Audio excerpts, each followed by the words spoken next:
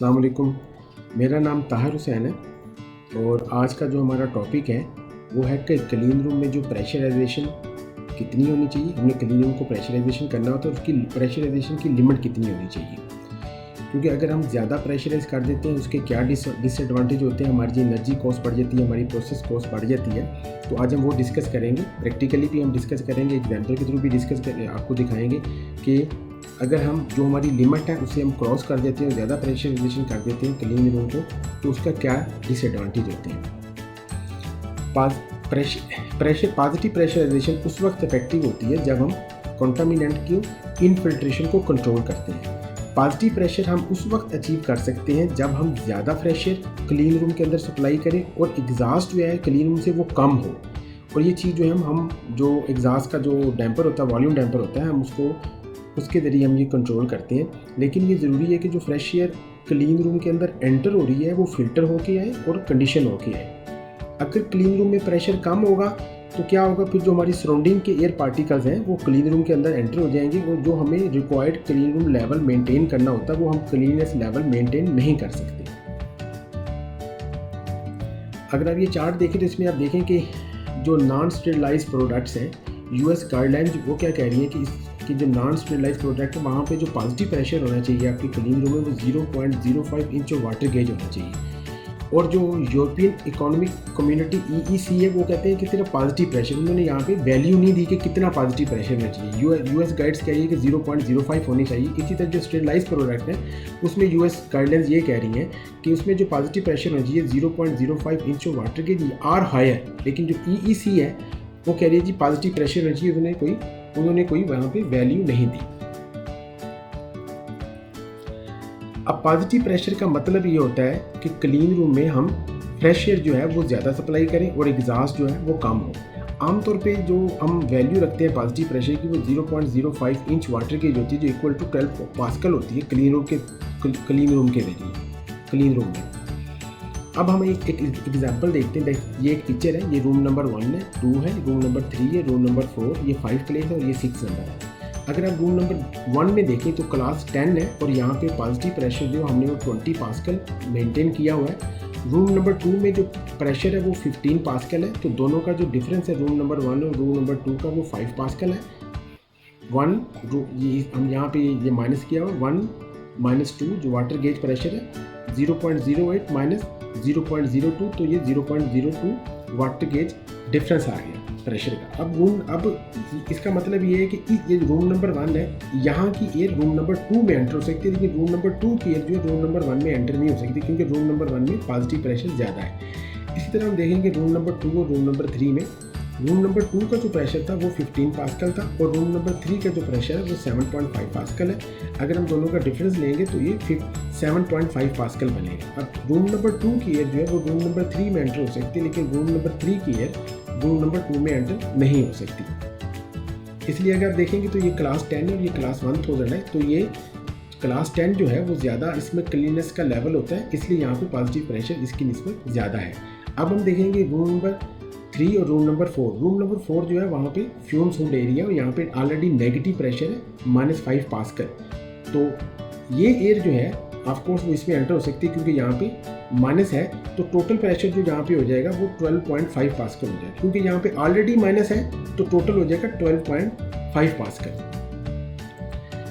अब हम देखेंगे रूम नंबर, ये एरिया जो 5 है, एरिया 5 में जो प्रेशर है वो 2.5 पास्कल है और यहाँ पे जो प्रेशर था वो 7.5, दोनों का डिफरेंस जो है वो 5 पास्कल बनता है। इन दोनों में इस तरीके से लेवल जो है वो प्रेशराइजेशन का मेंटेन किया हुआ है। ये जो प्लेस नंबर 6 है, यहाँ पे जो प्रेशर है वो 0 है और यहाँ पे प्रेशर है 2.5 पास्कल, तो इनका डिफरेंस जो है यहाँ पे ये एयर जब इस एरिया में एंटर होगी तो जो दोनों का डिफरेंस है वो 2.5 पास्कल है।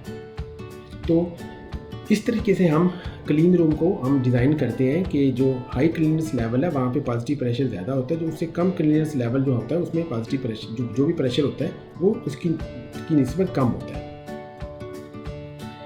अब हमारी कोशिश होनी चाहिए कि हम कम से कम फ्रेश एयर जो है वो इंट्रोड्यूस करें, क्योंकि जो फ्रेश एयर जो मेकअप एयर होती है वो हमें बहुत महंगी पड़ती है।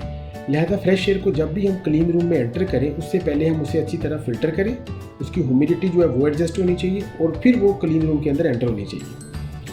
अगर हम जो फ्रेश एयर है, जो मेकअप एयर है, वो ज़्यादा कर देंगे तो फिर क्लीन रूम के अंदर प्रेशर भी ज़्यादा हो जाएगा। और ज़्यादा प्रेशर का मतलब ये है कि जो एयर की लीकेज वेलोसिटी है वो भी बढ़ जाएगी और फिर जो लीकेज रेट्स हैं वो भी ज़्यादा हो जाएंगी। और इस तरीके से हमारी जो प्रोसेसिंग कॉस्ट है वो भी बढ़ जाएगी। पॉजिटिव प्रेशर मेंटेन उसी वक्त होता है जब जो है क्लीन रूम जो है वो अच्छी तरह सील हो। तो बिल्डिंग को अच्छी तरह एयर टाइट होना चाहिए। और बिल्डिंग में कुछ नेगेटिव एग्जास्ट भी होता है, जैसा कि टॉयलेट होते हैं, पेनल्टी होती है, लैब्स वगैरह होते हैं, यहाँ पे नेगेटिव प्रेशर होता है। तो लेकिन ये जो नेगेटिव प्रेशर होता है ये फिक्स अमाउंट में होता है। हमें पता होता है कि बाथरूम से कितनी एयर जो है वो एग्जास्ट हो रही है, पेनल्टी में या लैब में कितनी CFM जो है वो एग्जास्ट हो रही है। तो ये एक फिक्स्ड है, तो हमें फिक्स अमाउंट मालूम होती है इस एग्जास्ट की। अब जो हमें नहीं मालूम होती वो होती है जो डोर्स होते हैं, जो वॉल्स में जो होल्स होते हैं, या फिर जो डक्ट से जो एयर जो वो लीक हो रही होती है, या फिर सीलिंग से कुछ लीक हो रही है। ये फिक्स अमाउंट नहीं है, क्योंकि डोर कितनी बार खुलेगा, इसके अंदर जो डोर का जो अंडर कट होता है वहाँ से एयर जो है वो मतलब कि उसकी लीकेज होती है। तो ये जो है ये हमारी फिक्स अमाउंट वाले एरियाज नहीं है। एक सिंपल सा थंब रूल है। थंब रूल ये है कि अगर आपको फिक्स अमाउंट मालूम है किसी भी एरिया पे, कि जैसे मैंने पहले बात की कि टॉयलेट्स या पेंट्री और लैब, आपको फिक्स अमाउंट मालूम है तो वो फिक्स अमाउंट कैलकुलेट करें और 2 एयर चेंजेस जो है वहाँ पे बढ़ा दें, तो आपका पॉजिटिव प्रेशर क्रिएट हो जाएगा उस एरिया के लिए, क्योंकि आपको उनकी जो फिक्स अमाउंट है वो मालूम है। अब हम देखेंगे कि जो हम ओवर प्रेशराइजेशन होती है उसकी वजह से एनर्जी पे, हमारी जो एनर्जी जो कंज्यूम है उस पर क्या इफेक्ट पड़ता जा रहा है। उसमें हमारी जो वेस्ट ऑफ एनर्जी होती है और हमारी हाई कैपिटल कॉस्ट होती है और हमारी वो जो ऑपरेशन कॉस्ट है वो भी इंक्रीज़ हो जाती है। तो 1 इंच वाटर गेज प्रेशर ये बराबर होता है 4005 फीट पर मिनट वेलोसिटी के। अब आप देखेंगे अगर आप किसी भी क्लीन रूम में ओवर प्रेशराइजेशन कर देते हैं, ओवर प्रेशराइजेशन में अगर आप 1 इंच वाटर गेज बढ़ा देते हैं तो फिर क्या होगा कि आपकी वेलोसिटी जो लीकेज वेलोसिटी जो है वो 4005 फीट पर मिनट के हिसाब से बढ़ जाए। उसकी ये वेलोसिटी रहती है जो एयर है जिसने वहाँ से इन्फिल्ट्रेशन होना है, जो जिसने बाहर निकलना है। अब हाई प्रेशराइजेशन जो है वो ज़्यादा उसके लीकेज रेट्स भी बढ़ जाते हैं। जब आपकी हाई प्रेशराइजेशन होती है तो वेलोसिटी बढ़ जाती है। तो ये एक नीचे फार्मूला है कि या लीकेज वेलोसिटी जो है वो हम कैसे निकालते हैं, कि जो हमने रूम में प्रेशर मेंटेन करना है, और ये आपने पहले यहाँ पे देखा है कि जो वेलोसिटी होती है जो इसके अगेंस्ट बढ़ती है जो आप हाई प्रेशराइजेशन करते हैं, और लीकेज रेट हम कैसे निकालते हैं, CFM कैसे निकालते हैं, कि आप एरिया ले लेते हैं और उसके साथ यानी Q जो CFM होती है वो इक्वल टू होती है एरिया इंटू वेलोसिटी। तो आप वेलोसिटी निकाल लेते हैं। अब हम देखेंगे एक प्रैक्टिकल एग्जांपल से कि इसको कैसे कैलकुलेट करते हैं। फॉर एग्जांपल हमारा एक क्लीन रूम है और वहाँ पे हमने पॉजिटिव प्रेशर जो है वो 0.05 इंच क्रिएट किया हुआ है। तो हम लीकेज वेलोसिटी पहले निकालेंगे। लीकेज वेलोसिटी इस फार्मूले से निकालेंगे। यहाँ पे हमने ये पॉजिटिव प्रेशर है, तो हमारा आंसर जो है वो लीकेज वेलोसिटी जो है वो 895 फीट पर मिनट आ गई है। अब हम लीकेज रेट निकालेंगे। हम सपोज किया है कि हमारा जो डोर है उसके नीचे जो कट है वो 2 स्क्वायर फुट का ओपनिंग है वहाँ पे। तो लीकेज रेट हम कैसे निकालेंगे, एरिया इंटू वेलोसिटी। तो आपका ये क्या निकला, 1800 CFM आपका निकल आया। अब हम एक और केस लेते हैं। उस केस में जो हमारा क्लीन रूम के अंदर जो प्रेशर है वो 0.1 इंच वाटर गेज है। तो हम उसी तरह लीकेज वेलोसिटी निकालेंगे। तो लीकेज वेलोसिटी जो यहाँ पे हमारी बनती है 1265 फीट पर मिनट है। अब यहाँ पे देखें वही डोर कट था, उतने ही स्क्वायर फुट का था, और यहाँ पे भी उतनी स्क्वायर फुट है। यहाँ पे हमारी जो वेलोसिटी थी वो 895 है और यहाँ पे 1265 हमारी वेलोसिटी बढ़ गई हुई है। सिर्फ ये है कि जब हमने ओवर प्रेशराइजेशन की, यहाँ पे प्रेशर हमने इतना मेंटेन किया तो यहाँ पे हमने प्रेशराइजेशन ज़्यादा की है।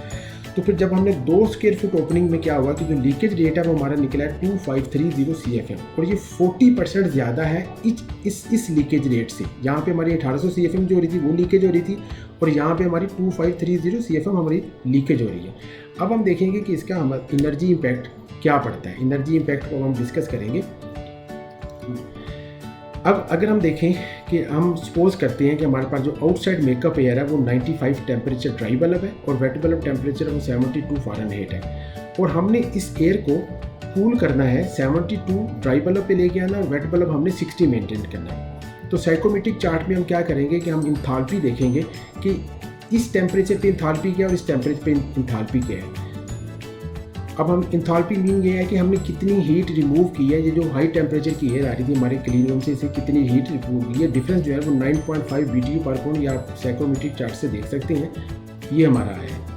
अब हम हीट लोड निकालेंगे। हीट लोड का फार्मूला जो है वो है 4.5 कांस्टेंट है। एयर फ्लो इन CFM हम देखेंगे कितनी इंथैल्पी डिफरेंस। अब हम पहला केस डिस्कस करेंगे। पहले केस में हमारी CFM जो थी, जहाँ पे हमने पॉजिटिव प्रेशर जो 0.05 इंच वाटर गेज मेंटेन करना था, तो वहाँ पे 1800 CFM हमारा निकली थी, जो हमारी लीकेज रेट निकला था। तो हम इस फार्मूले में लगाएंगे 1800 आपकी ये एयर फ्लो आ गया, 9.5 आपकी इंथैल्पी डिफरेंस आ गया, ये 4.5 कांस्टेंट है। तो हमारी जो एनर्जी जो है, जो हमारा हीट लोड निकला है वो है 76,950 BTU पर आवर, जो कि 6.4 टन के बराबर है। अब हम सेकंड केस में देखेंगे, जहाँ पे हमारा लीकेज रेट जो 2530 CFM था। तो उसी तरह हमने फार्मूला लगाया, जहाँ पे CFM आ गई। तो हम अब जो है हमारा हीट लोड जो है वो है 108,234 BTU पर आवर, और ये 9 टन के इक्वल है। अगर तो हमारा पॉजिटिव प्रेशर 0.05 था, तो ये है हमारा हीट लोड, जो हमें जो मेकअप एयर थी उसको ठंडा करने के लिए हमारे ये हमारा हीट लोड निकला है। और जब हमारा पॉजिटिव प्रेशर जो है वो 0.1 इंच वाटर गेज, तो ये हमारा हीट लोड निकला है, जो कि इक्वल टू 9 टन है। अगर दोनों का डिफरेंस निकालें तो 2.6 टन है। तो सिर्फ पॉजिटिव प्रेशर बढ़ाने से 2.6 टन ये डिफरेंस आया है। इससे ना कि सिर्फ कैपिटल कॉस्ट बढ़ेगी, क्योंकि केस नंबर 2 में हाई प्रेशराइजेशन हुई है, बल्कि इससे एनर्जी कॉस्ट भी बढ़ेगी। और ये 2.6 टन जो है वो इक्वल टू 4 किलोवाट आवर जो है इसके बराबर होता है।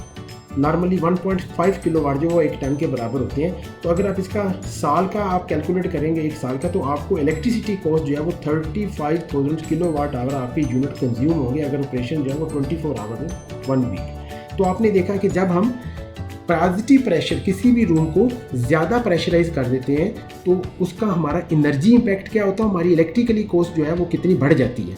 तो ये एक एग्जांपल थी। तो इसलिए कोशिश करनी है कि रूम प्रेशर जो है वो 0.03 से 0.0 इंच वाटर गेज जो है क्लीन रूम का मेंटेन करना चाहिए। तो मैं उम्मीद हूँ कि आपको आज का जो टॉपिक था प्रेशराइजेशन और प्रेशराइजेशन लिमिट के बारे में इंशाल्लाह आपको पता चल गया होगा। So thank you very much.